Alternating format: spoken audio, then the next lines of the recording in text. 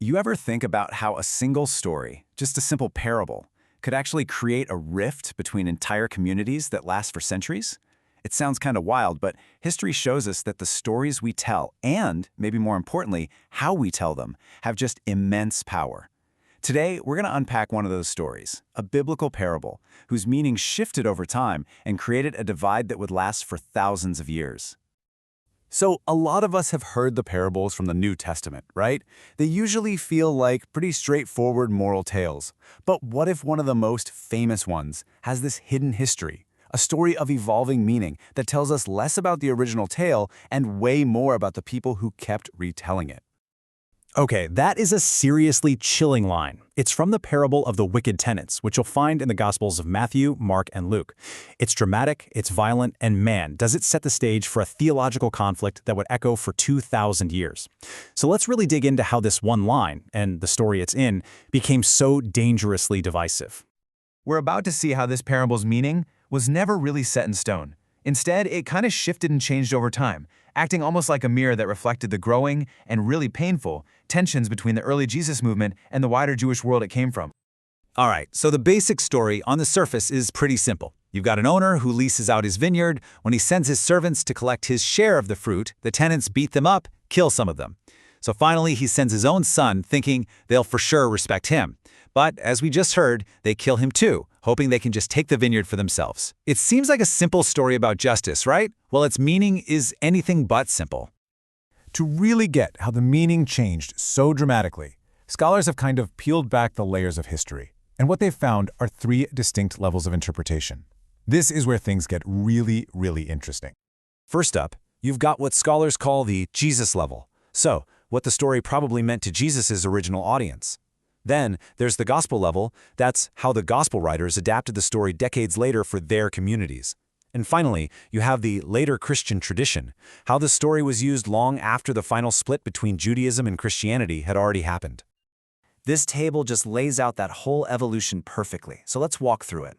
At the original Jesus level, the vineyard was a super common symbol for Israel. And the critique, the bad tenants, that was aimed squarely at the religious leadership in Jerusalem. Not all Jewish people, but watch what happens. Decades later, at the gospel level, as tensions are rising, the story becomes about the conflict between the Jesus movement and other Jewish groups. And then, the meaning just completely transforms. In later Christian tradition, the tenants get interpreted as the Jewish people as a whole, and the story is used to claim that they are being replaced by a new group. It's a tragic shift that has a name: supersessionism, or replacement theology. And that's an idea with just devastating historical consequences.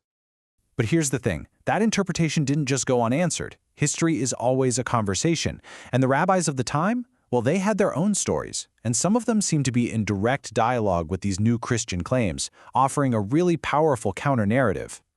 In these ancient rabbinic texts, we find a parable that is strikingly similar. There's a king, his property, some bad tenants, and a son.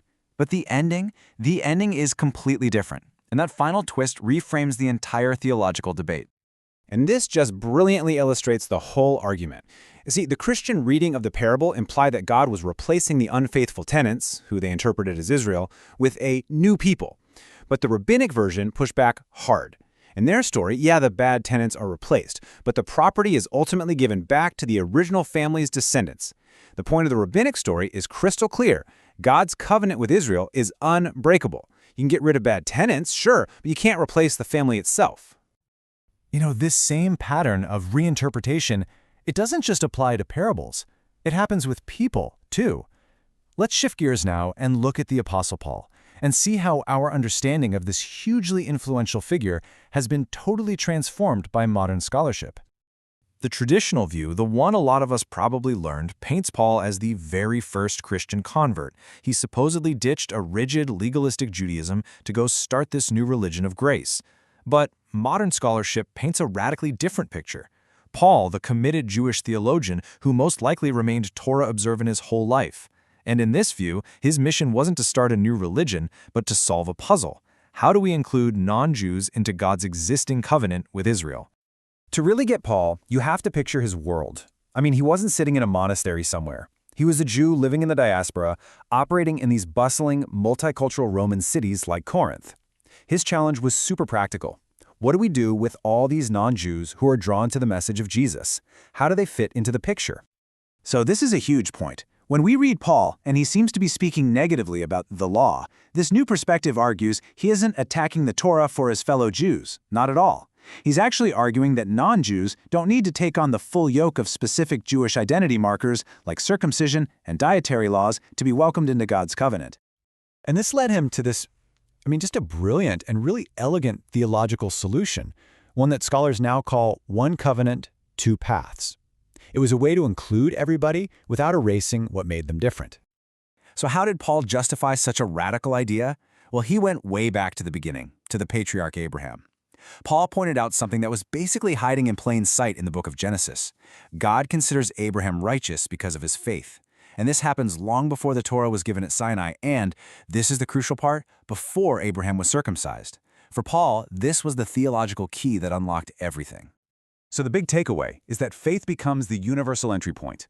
This meant non-Jews could join the covenant through Jesus without having to convert to Judaism. But at the same time, Jewish followers of Jesus were still expected to live as Jews and observe the Torah. What you get is two distinct groups living in two different ways, but united within a single covenant. It's just a breathtaking vision of unity without uniformity. So we've seen how a single story could literally be weaponized to divide people, and we've seen how a key historical figure who is misunderstood for centuries might actually offer a vision to unite them.